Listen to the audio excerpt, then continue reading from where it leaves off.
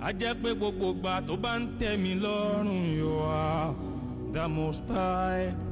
Ìgbà tí ó dẹ̀ tẹ́ mi lọ́rùn o, you are the most high God.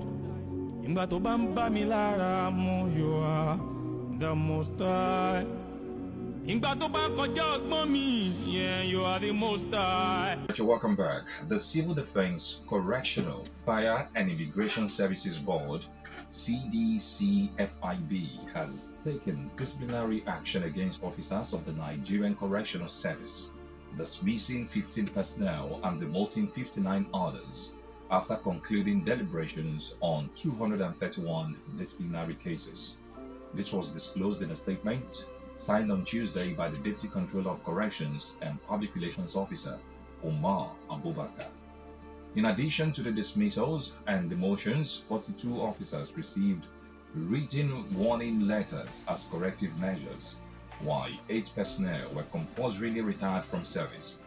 One officer had their rank reversed and was directed to refund all earnings received while wrongly holding the rank. The board also noted that it exonerated 16 personnel found not guilty of the allegations leveled against them.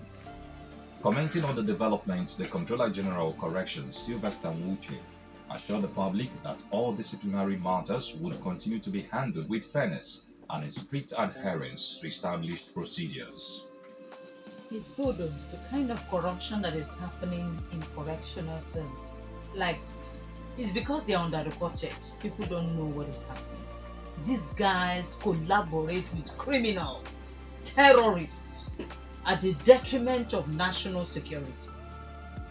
Phones are not allowed. They compromise and give these guys phones.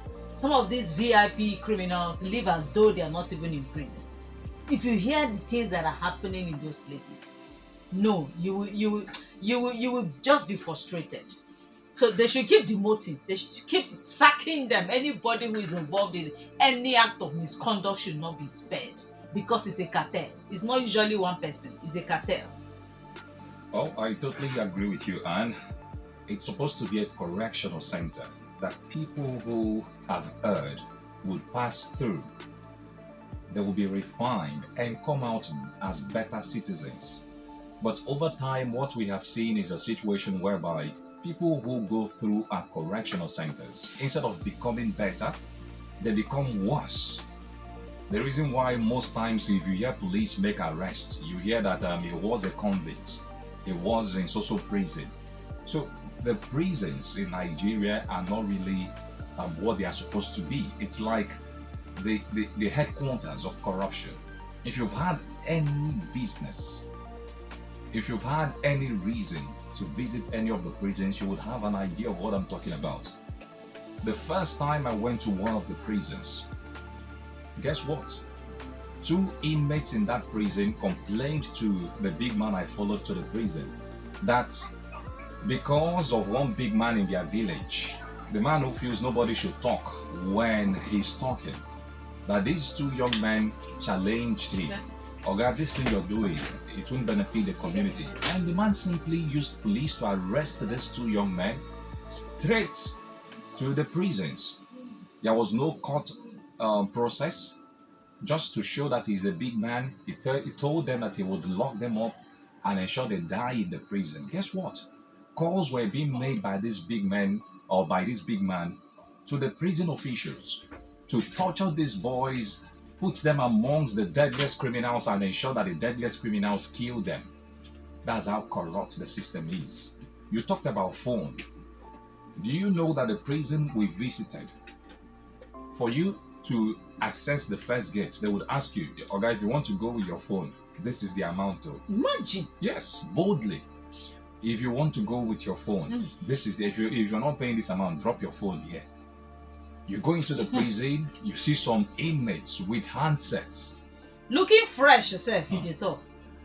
There is a dating this thing on Instagram. If you want to, there's a guy that does matchmaking. So if you want to marry, you call, describe the kind of woman, you know.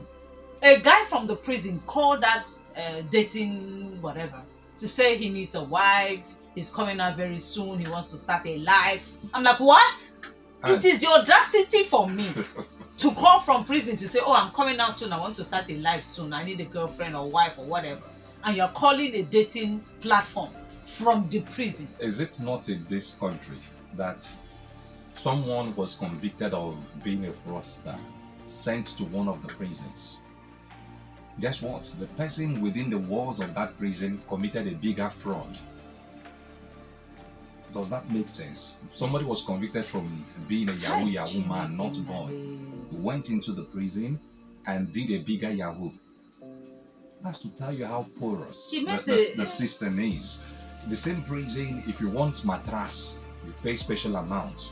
If you want a VIP wing, you pay special amount. So I'm glad that the Civil Defense, Correctional, Fire Service and Immigration Services Board, they have woken up to their responsibilities. Let's start checkmating certain things. That's the only way our society would work. If there are no consequences, you find out that the worst amongst us would always be at the top.